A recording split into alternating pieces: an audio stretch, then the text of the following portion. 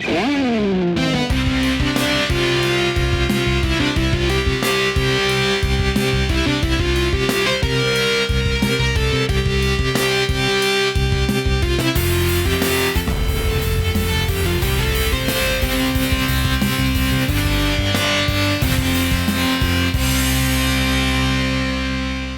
morning. We are here for a panel that Ignacy was late for. I was in fact prepared to bring a proxy for Ignacy to answer for him.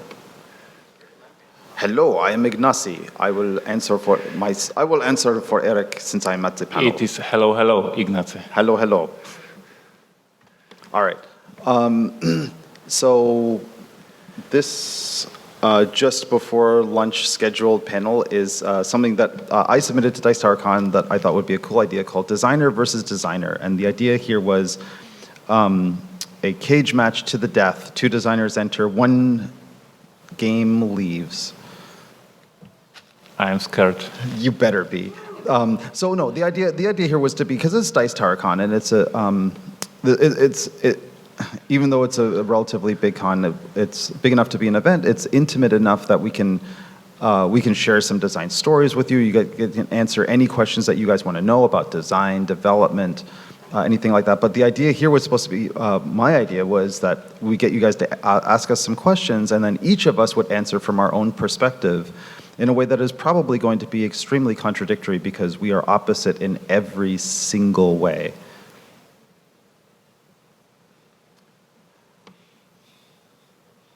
I don't even know how to start. Eric is from Canada. Ignacy is from Poland. That's the title of our new book. So just before we start, does anybody have any burning questions that they would like to know? Like, as far as I know, no topic, I'd like to keep it to games, game design, game publishing. No topic is taboo, no topic is out of bounds. Both of us work for publishers. I work for Simon, he works for Portal Games, so we won't be able to talk about sensitive information. We won't be able to tell you the release dates of new games coming up, but we will definitely tell you why the other is wrong about anything you want to know. For example, this is we'll call this. So just short information. I was not informed what I signed up for, so. A win. So this is Fred.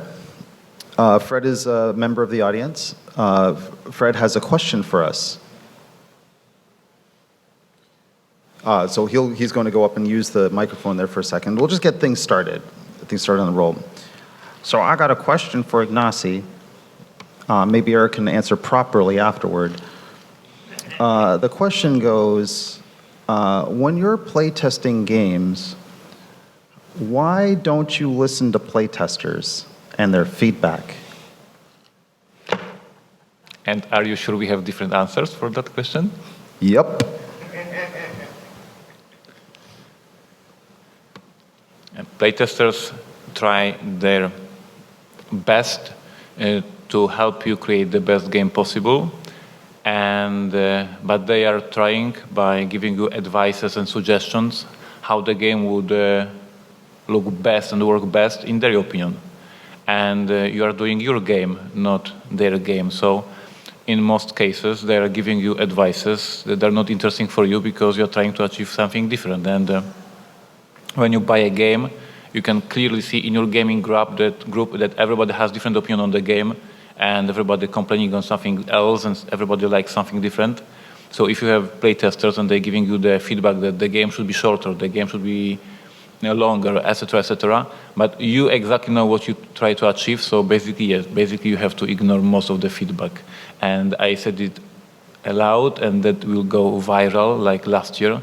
Last year at the designer panel, I said that Portal Games is not shipping away prototypes to do testing outside the company, and that went viral, and now on BGG, on many forums, you can hear and listen and read that Portal Games is not doing any playtesting at all.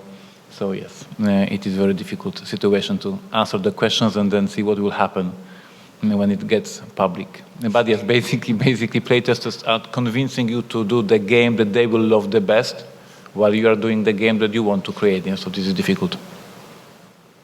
So as usual, Ignacy is wrong in every conceivable way. You should make, if a playtester gives you feedback, you must take it and you must implement every word of it from beginning to end, because it is the playtester's game, not your game. Sorry, I can't say that with a straight face. So even though Ignacy and I do agree on this a little bit too, my point of view on this is, we don't. And I've actually been asked a few times at different panels, like, do you ignore playtesters' feedback? Because sometimes when we play games, you'll notice that when I'm at a convention or something and we'll play a game and I'm always at the table, I'm always there, I'm always present, I'm always paying attention. And then generally what happens is, especially with games with very vocal playtesters or people who are very passionate about the game and what they like it and what dislike, afterward there's usually a postmortem, right? And everybody and playtesters love to ask, well, how dare you do this? Why did you do this? What is, et cetera, et cetera. And usually people have noticed that I'm very quiet during that particular part of it. I try not to engage, and I'm much happier when playtesters just talk to each other. Like one playtester will ask the other one, why does this game work this way? And the other one will say, well, it works this way because of X, Y, and Z. And the other one will like, you're wrong, it's Z, X, and Y. And the reason why I'm quiet is I am paying attention very strongly to the feedback, but I've actually gotten most of my feedback before the postmortem has started. I do take detailed, meticulous notes while the players are playing the game, and afterward, less so. Mostly because I've found, this is personal observation, but it's from many years of experience, I found that players, especially really smart ones and ones that are very experienced, there is a great disconnect between the experience that a player has at the table in the moment at the time and the experience that they have reconstructed in their head after the game is over. I can give you a practical example of that. One day I was playing a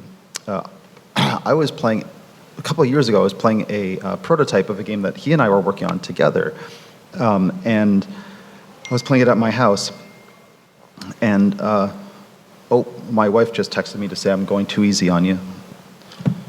It's on. And so that was, I'm sorry, I got distracted and I forgot my point. I was playing a game that we were working on, and the player asked me, one of the players said to me that... Be careful with the spoilers. Yeah, no, there's no spoilers, but there was a point in the game that it was clearly struggling with. He had no idea how this very basic part of the game went, turn structure, whatever, and he had so much trouble that at one point I stopped reminding him how it worked, and he just kept doing it wrong. But he got it right on the last turn of the game, and at the end of the game he was like, oh yeah, it was really easy, I got it. And then when some other people were saying, well, it's kind of confusing, he was like, no, it's not confusing at all. It's perfectly straightforward. Standard defense mechanism, right? Like you're at a table, there's implied social contract. You don't want to appear learning impaired or anything like that. So you're like, no, it was easy for me, especially if you are the one challenged on that particular point. Now, he was wrong. The game was way too hard to learn. It was terribly designed. Ignacy did a terrible job. I'm leaving. And then we promptly fixed it. So exactly the body language and watching the players playing the game, and this is what's happening right now in our room with the detective. So I'm sitting watching players playing detective, and I know if they are enjoying the game because I'm seeing them talking and enjoying and being engaged in the game. And then when the game is finished, they say nice things about the game, but yes, I know that you had a great time because I saw it. So, as you said, the things that people will say after the test is like not that important because you have to see what was happening during the playtest, and there you have to be super, super focused, concentrated. I guess most of the designers doesn't don't play with the playtesters, like they are just watching and listening, but not being engaged because therefore you will lose concentration. So yeah. So if you have this group of playtesters convincing you that you need to change something, did you really have a situation that you thought you are super, super right and this rule is super, super awesome, and playtester was saying, no, it is not awesome, and you listen to them and you change the rule in spite of you didn't want? Or it always is that you take the game as you want it to be? Oh, I'm sorry, Fred.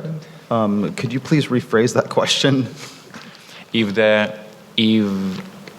there was a situation that you thought this part of the game is super, super awesome, playtester was telling you, no, it's not, no, it's not. Did you listen to them, really? Nope. Okay, thank you. However, it's usually, that almost never comes up, honestly. Like, I often find the opposite effect, where there's a part of the game where I can tell it's really cool, right? There are many parts. I've cut the coolest part out of many games I've worked on, and I remember I know this for a fact that the players will play, and like, especially recurring playtester will come back and say, "Well, where'd that cool thing go? That was really cool. That was the best part of the game." Now I don't know. I'm not playing this anymore. I'll be like, thank you for your feedback. However, when a new group of players comes in who knew nothing about the old game, with the old feature that I took out, they'll play the game and will very clearly and obviously enjoy the game much more than the first group did overall, because the first group was actually distracted by the really cool thing that was in the game that had nothing to do with the rest of the game. It was just drawing attention and pulling players in a different direction, or confusing them, or being counterintuitive, or leading them down a path that the game as a product, as something we're trying to publish, did not want to be. I've pulled all of my best games, in fact, all of my best-selling games have had something in that game that was in from day one. Sometimes the reason I made the game in the first place, and that I cut completely because it was too clever, too distracting, too whatever it was, whatever it is. And I guarantee you, if I told you about it here in the room, you guys would all be like, "Why'd you cut that? That sounds so cool." It was not cool. Yeah, it was not cool, Fred. It was not cool. Yeah, the same case was exactly last year when I was coming here for the Dice Tower Con with the Alien Artifacts prototype back then. And just a few days before the show, I cut from the prototype two quite important rules. And all playtesters were furious that these are awesome elements of the game. People in the company was terrified because they knew the game, they knew prototype, and they knew what I just removed from the game. And I said, I know what I'm doing. And I came here to Florida for a lot of playtesting and lots of public presentation of the game. And the whole company was thinking that the boss is crazy. And I was right. Like, nobody who played it here knew about these rules that I cut off. They enjoyed the game, but the game was so much simpler. And it's exactly the case. Which for Ignacy is a big step forward, because he and I, what do we fight about? He has some history of... What do you and Ignacy fight about all the time?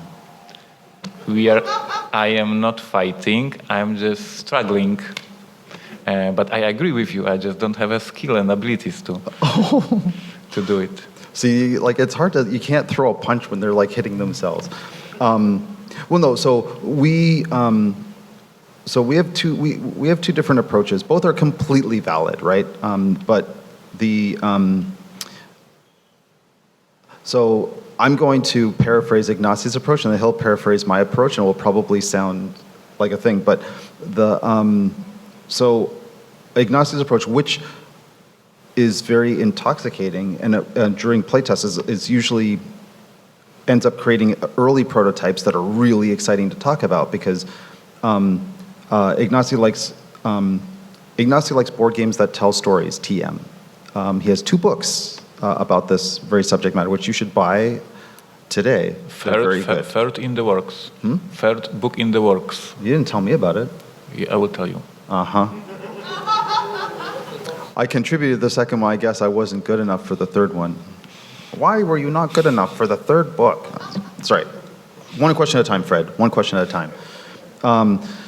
So I give Ignacy a lot of grief, which I do to a lot of designers, by the way, a lot. Like, you're not the only one. That the early versions of the prototype have way too much stuff in it. Then make it so much easier that I'm not the only one. Thank you. Way too much awesome. Like, there's way too much awesome in the box, and generally speaking, I don't put enough awesome in the box the first time. I generally like to cut stuff way down to the bone at the beginning.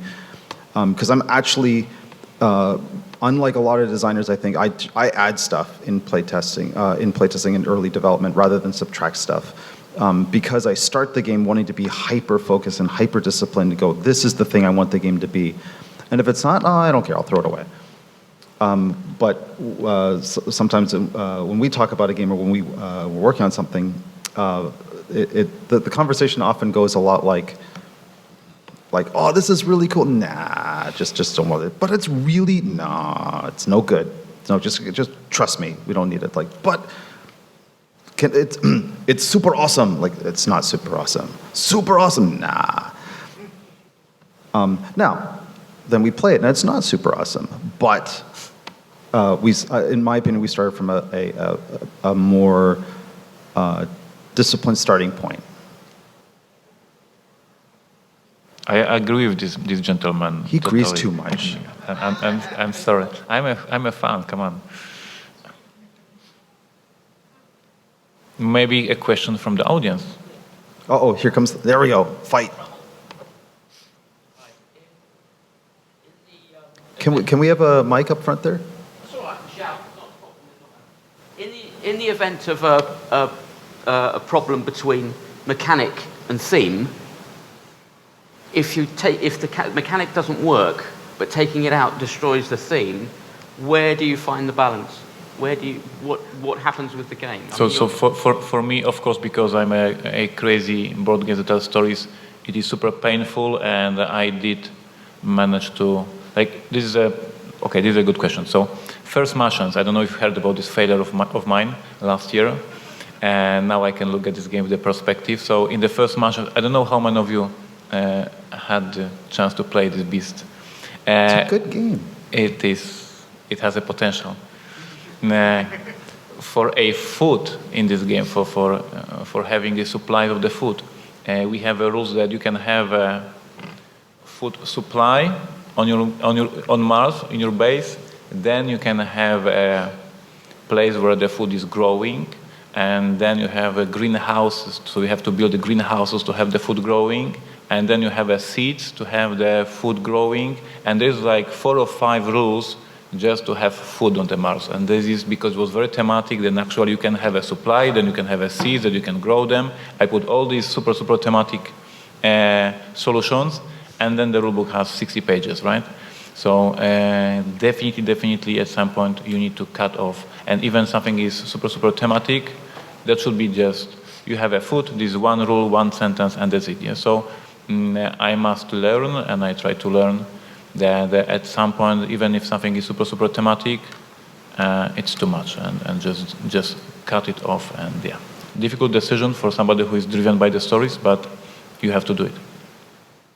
I don't think I've ever encountered a mechanic that I couldn't cut. If I see a mechanic that I do get attached to some mechanics. Can I have a First Martians Eric Lang edition? Yeah, it'll be nothing. You just open the box and it's like just have fun. That's the rules. No, I mean I am pretty merciless on mechanics, even if I get attached to them.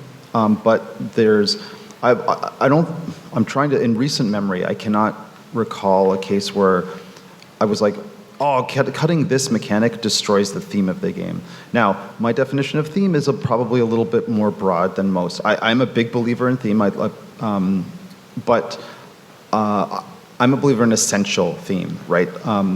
So I consider the definition that the intellectual definition of theme to a lot of players actually means simulation. I want this game to do exactly what the real life theme that is supposed to be imitating. I wanted to follow this procedurally in real life, right? Which, as we all know, life is a terrible game. The rules are worse than R's. They're opaque. The target numbers are always are never known. You sometimes roll d20, sometimes roll a 5. You don't know, right? Like, real life's a terrible game. There's no catch-up mechanics. There's no there's very little sense of fairness. Games are not supposed to be that. Games are supposed to be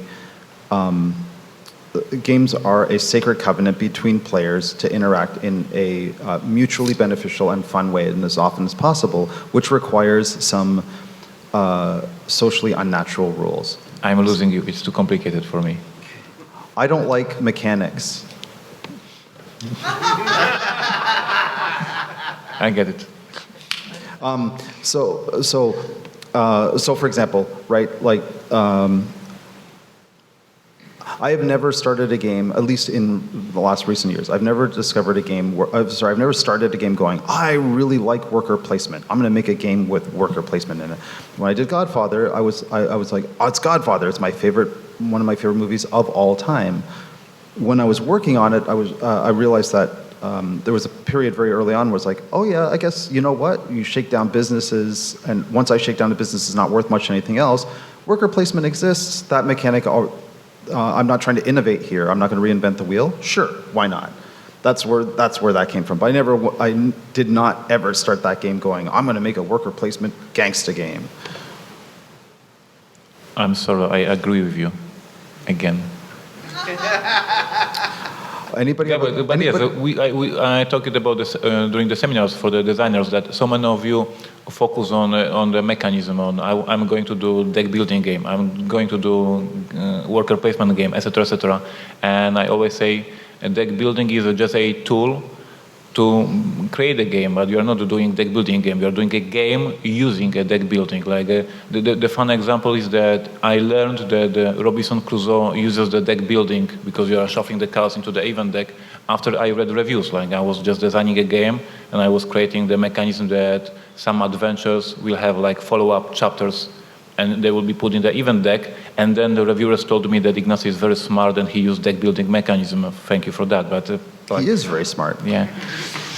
So yeah, these are only the tools that you are just using to build a house, to build a game. Anybody have any questions that we could politely or savagely disagree on? Yes, sir. Do you start off with a theme? I know you kind of just answered it, but if you could expand on it, do you start off with a theme first, or do you start off with game mechanics? Like how do you make a game? What's the first step? I would say that this is depending who you will ask, you will get a different answer. He's asking you.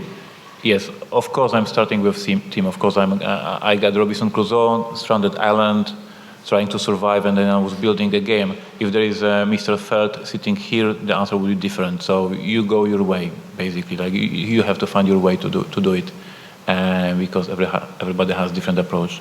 Yes.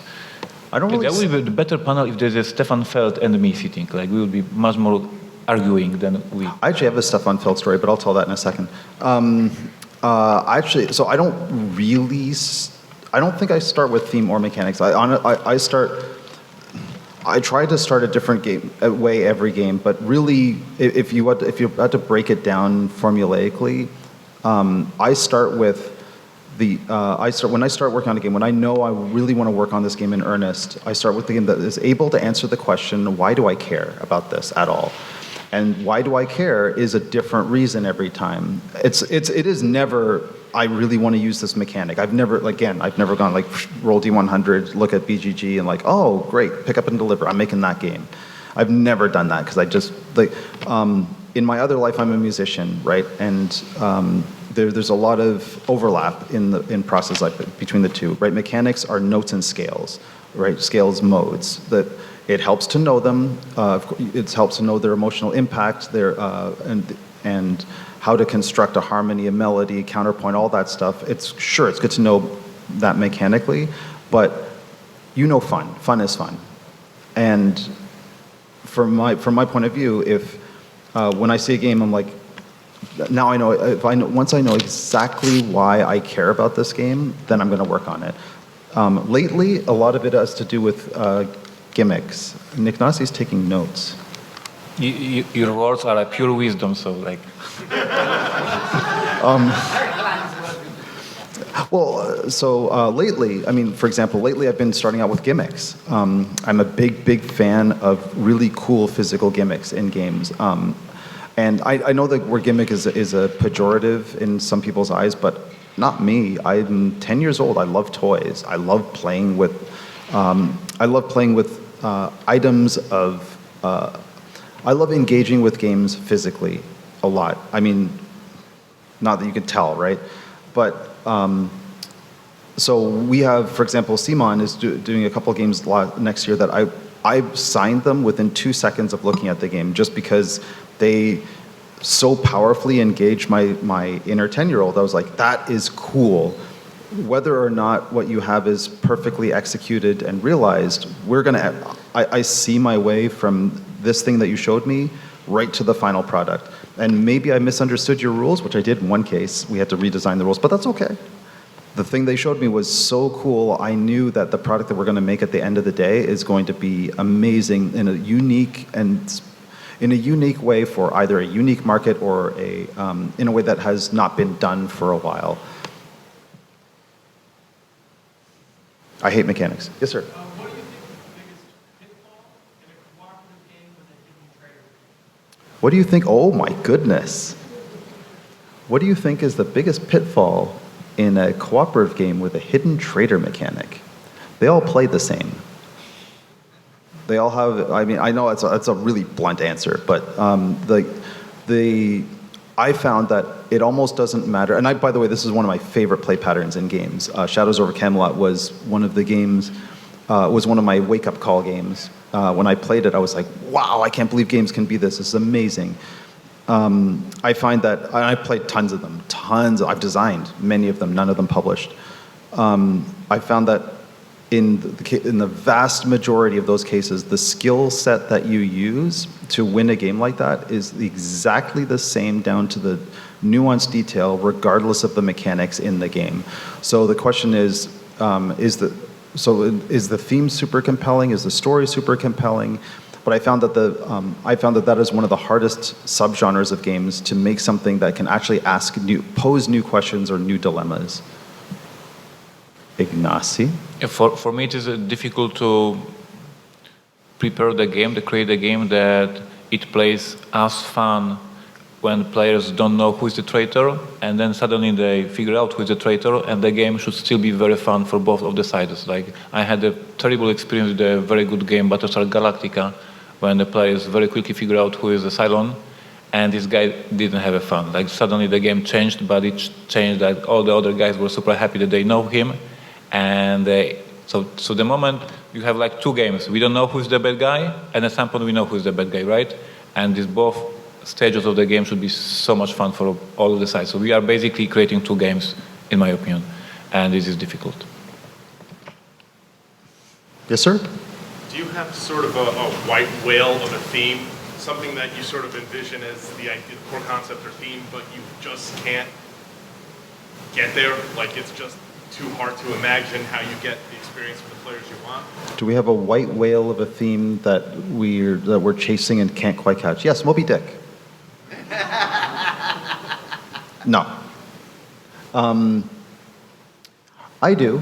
And sadly, I can't tell you about it because I'm currently working on it, and it's terrible. What I'm working on right now is terrible, and I hate it.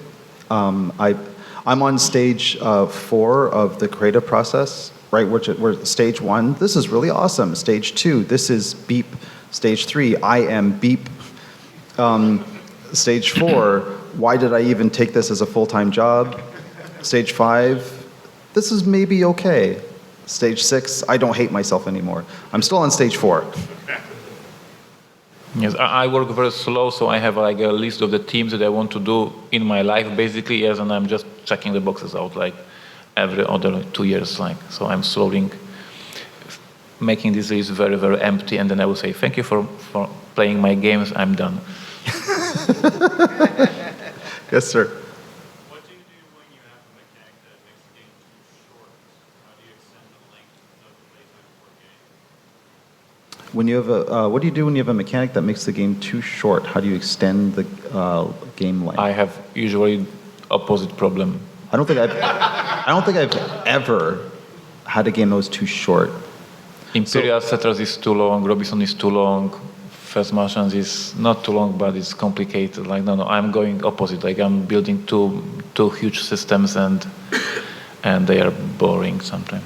Yeah, I mean, my inner watchdog when I'm working on a game is always the little voice on my shoulder. That I call them the better angels in my nature. Always telling me, this is more complicated than you think it is. It's longer than you think it is. It's less fun than you think it is. This is an interesting point. Can I jump in? Yep. Because when you play the game, or when your playtesters are playing the game, they know the system very well, and you play so much faster than average customer that will play it. Oh my God, yes. So when you playtest the game, and when your playtested game takes 60 minutes, and you say, wow, I have a 1 hour game, this is good for the market, probably the customer will play like 1 hour and 40 minutes, because you play so much faster, because you know the game very well. Like, we were Stronghold, very big epic game about the invading castle, like 2.5 hours of the gameplay for you guys. We were cracking the game like 30 minutes, 35 minutes, bam, bam, bam, bam. Like we playtest the Imperial Settlers. Once again, it's about the half an hour is a long test for us. Like, for you, it's like a 90 minutes game. So with that, people should be careful. Like, if you are playing your game for 2 hours, that means it is a 5 hour game. Be careful. One of the compliments that I have the hardest time with, I always appreciate, but I have the hardest time with was, often people at conventions like this will come up to me and say, like, I really like Blood Rage, it's so simple. I'm like, thank you, it's not. But I appreciate the compliment, but I disagree with it. I don't make simple games, I don't. Even Ancestry, which I did last year for Calliope Games, I still consider it is one of the simplest games I've ever done. Is a tile drafting game with, but it still has 10 pages of rules.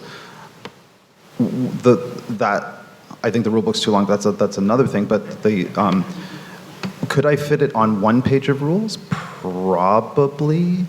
But the fact that it was probably gives me pause. Short answer: I would never. There's one way in which a mechanic can make a game too short, in which case it's just broken, and then people can't finish your game. I remove that mechanic. When your idea comes to mind, sorry. We'll go right. Yes, so we'll give this gentleman a turn, then you can come back, sir. Mine should be quick. What's kind of like your rough turnaround time from getting game design to end? I know you got probably a lot of games on the back burner, but if you're to sort of put it in weeks or months, what would be an average turnaround time on a medium game? How long does it take you to make a game, Ignacy? A year. But I'm doing very complex systems that are boring. So. But my new game has a very short rule book. We posted it on a Board Game Geek, and no one is complaining so far. So maybe I learned something. He's too humble. We have more audience because of the rope, I think. Yeah, it's true. I think this is the case. We have 1 minute more to argue. So, how long does it take to make a game? For me, honestly, I don't know. I stopped keeping track. I also stopped keeping track of game length. It's not necessarily best practices. I wouldn't advise it to anybody. I don't take a stopwatch at a game to measure how long a game takes. The only metric I use is how long did it feel like it took? And then compare that to the actual play time. So when I say my sweet spot is 60 to 90 minute games, I like games that feel like they're 60 to 90 minutes long.